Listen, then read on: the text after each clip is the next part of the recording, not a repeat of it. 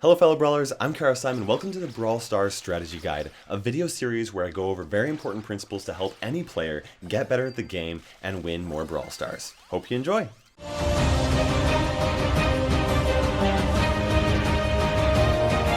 Thank you guys so much for watching. Today's video is all about the team mindset. How you can win more matches, whether you're playing with random players or you're playing with your bandmates, no matter what it is. This is going to help you play more as a team, win more matches as a team, and also avoid some pitfalls that a lot of new players do when they first start out. In today's video, we're going to talk about the team mindset and then give you some specific strategies that you can do to actually achieve that team mindset and win more matches. But first, let's go ahead and talk about the MVP mindset, the mindset that you don't want to have when you're playing Brawl Stars. If you were like me when you first started playing Brawl Stars, you had the MVP mindset where you felt like it was your goal to win the match with or without your team. If you're like me, you'll also quickly learn that it does not matter how good you are at playing Brawl Stars if you do not have the support of your team. I can't tell you how many times I've been star player because I did more damage, I got more kills than anybody else on the map, but we still lost because I wasn't there supporting my teammates and they weren't there supporting me. That's what this game is all about, having a team mindset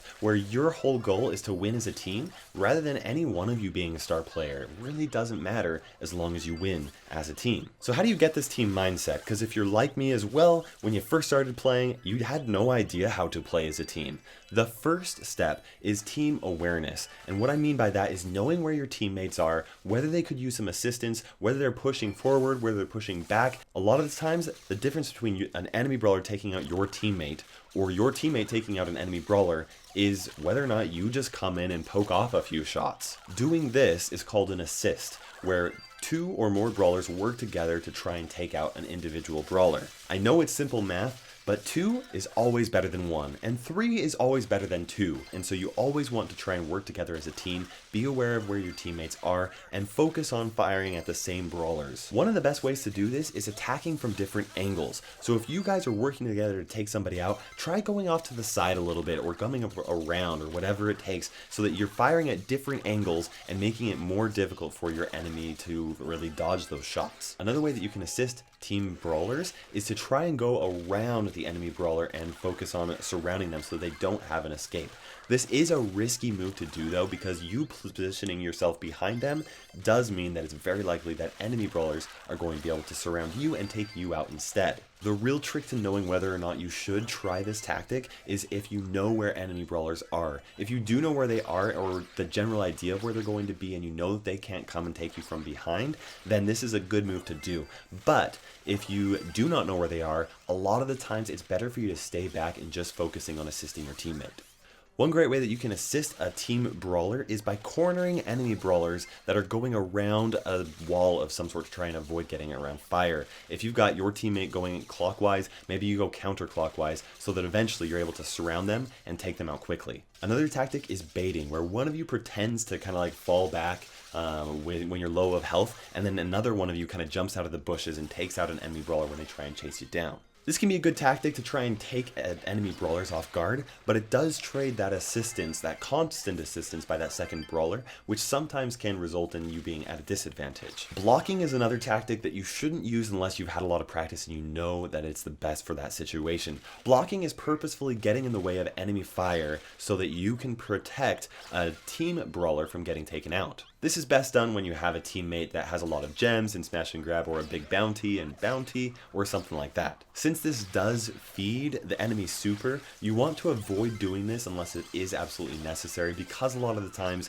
it can actually result in both of you guys getting taken out. Now let's talk about team fights. A team fight is when you have multiple brawlers from both teams kind of coming into one centralized area to duke it out and try and pick each other off. Usually the winner of a team fight is the team that has better positioning and also has a better teamwork as well. One thing I'll see a lot of newer players do when they're playing in a team fight is all 3 brawlers will basically all be shooting 3 separate targets.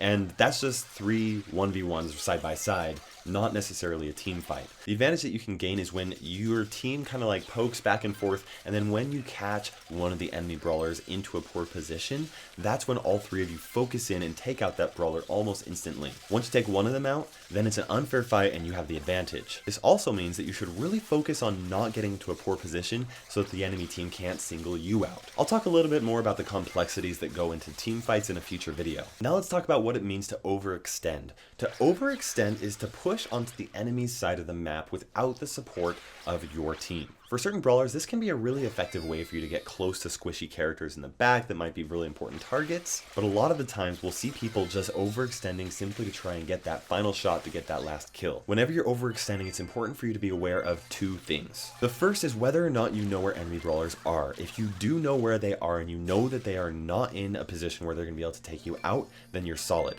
If you don't know where they are, it's almost always better to stay back rather than overextend. The second thing you really want to pay attention to is enemy brawlers being taken out. If somebody gets taken out, you only have a matter of seconds before they respawn and they're back into a position where they might catch you off guard and take you out quickly, especially because they do have that immunity shield. Lastly, I want to talk about what it means to go Rambo, when you should do it and when you should not do it. Going Rambo is when you jump into a team fight alone.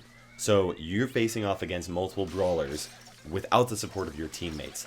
This is almost always a suicidal tactic and you just shouldn't do it. In almost every single situation, it is better for you to fall back and wait for your teammates so that it can be more of a fair fight rather than you going in and suiciding. I can't tell you how many times I've played matches where the three of us just take turns in a single file line going forward, getting taken out one at a time. It's like a conveyor belt to our death.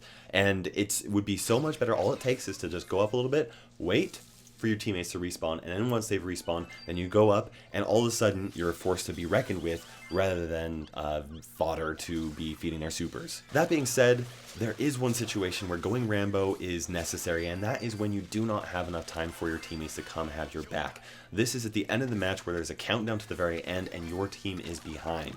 In this situation, it's okay, but in every other situation, it is almost never good for you to go Rambo. This is a team game, not a 1v1 game. So stop trying to be the MVP and play with a team mindset. This video was made with the intent of helping brawlers get better at the game no matter what experience they have in the past.